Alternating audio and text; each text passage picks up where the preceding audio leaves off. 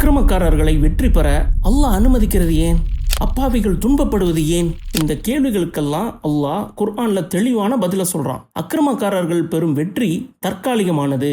அந்த வெற்றி அல்லாஹ்வாலேயே அவர்களுக்கு கொடுக்கப்படுகிறது. குர்ஆன்ல அல்லாஹ் இதை பத்தி சொல்லும்போது, அக்கிரமக்காரர்கள் எதையெல்லாம் விரும்புகிறார்களோ அவற்றின் கதவுகளை அல்லாஹ் திறந்து விடுகிறான். அவர்களுக்கு செல்வம், ஆரோக்கியம், செல்வாக்கு, பாதுகாப்பு, இப்படி அனைத்தையும் அல்லாஹ் கொடுக்கிறான். இப்படி அவர்கள் விரும்பும் எல்லாமே கிடைக்கும் போது தங்களை யாராலும் தடுக்க முடியாது அப்படிங்கிற அவங்க நம்ப தொடங்குறாங்க. இந்த பெருமை அவங்க கிட்ட வரும் பொழுது அவர்களை நாம் திடீரென பிடித்து கொண்டோம் அப்படின்னு அல்லாஹ் சொல்லி காட்டுறான். இன்னொரு வசனத்துல அவர்கள் அறியாத விதத்தில் அவர்களை படிப்படியாக பிடிப்போம் அப்படின்னு சொல்றான். படிப்படியா அப்படின்னா என்ன அப்படிங்கிறத ஒரு உதாரணம் மூலமா புரிஞ்சுக்கலாம். ஒருத்தர் வெற்றி அப்படிங்கிற படிக்கட்டுல மிக வேகமா ஏறுறாரு. படிகள்ல ஏற ஏற அவர் அடையிற வெற்றியை கண்டு அவருக்கு ரொம்ப பெருமையா இருக்கு. இப்படி ஏறி ஏறி பெரிய ஒரு உயரத்தை அடைஞ்சிடுறாரு. அப்படி அந்த உயரத்தை அடைஞ்ச பின்னாடி அவர் பார்த்தா கீழே ஒரு பள்ளம் தான் இருக்கு.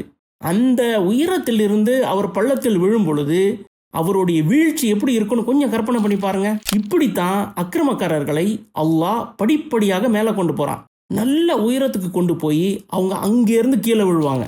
அவர்கள் அறியாத விதத்தில் அப்படின்னு அல்லாஹ் சொல்லி காட்டுறான். அக்கிரமக்காரர்களின் வீழ்ச்சி எப்படி வரும்? அது எங்கிருந்து தொடங்கும்? இது அவர்களுக்கு தெரியாது.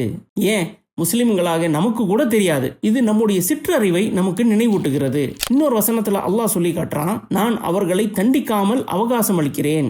நிச்சயமாக எனது திட்டம் குறைபாடற்றது, உறுதியானது அப்படின்னு சொல்றான். அல்லாஹ் தண்டிக்காம தாமதப்படுத்துறதே அல்லாஹ்வினுடைய திட்டத்தின் ஒரு பகுதி தான். நாம நினைக்கிற ஸ்பீடுக்கு அல்லாஹ் அக்கிரமக்காரர்களை தண்டிக்கணும்னு நினைக்கிறது சரி கிடையாது. ஹப்பாப் இப்னு அரத் ரலியல்லாஹு அன்ஹு அவர்களுடைய சம்பவத்தை கொஞ்சம் யோசிச்சு பாருங்க. ஹப்பாப் பின் அரத் ரலியல்லாஹு அன்ஹு மக்காவில் கடுமையாக சித்திரவதை செய்யப்படுறாங்க.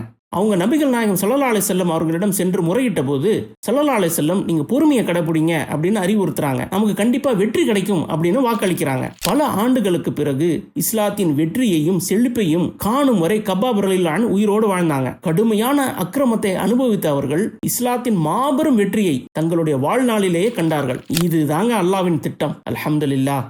அதனால அக்கிரமக்காரர்கள் வெற்றி பெறுவதை கண்டு நீங்கள் நம்பிக்கை இழந்துடாதீங்க. அல்லாஹ்வின் நீதியின் மீதும் ஞானத்தின் மீதும் அசைக்க முடியாத நம்பிக்கை வையுங்கள். தொடர்ந்து துவா செஞ்சுக்கிட்டே வாங்க. ஈமான்ல உறுதியா இருங்க. இங்க ஒரு முக்கியமான விஷயத்தை நம்ம மறந்துடக்கூடாது. அல்லாஹ் இப்படி படிப்படியா தண்டிக்கிறானே, அது வெறும் அக்கிரமக்காரர்களுக்கு மட்டும் இல்ல, அது நமக்கும் பொருந்தும்.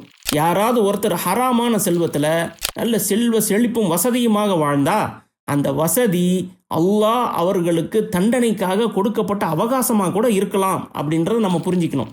அல்லாஹ் நம் எல்லோரையும் பாதுகாப்பானாக. உலகம் முழுவதும் கஷ்டப்படுகின்ற நமது சகோதர சகோதரிகளுக்கு அல்லாஹ் உதவி செய்வானாக. ஆமீன் யா ரப்பல் ஆலமீன்.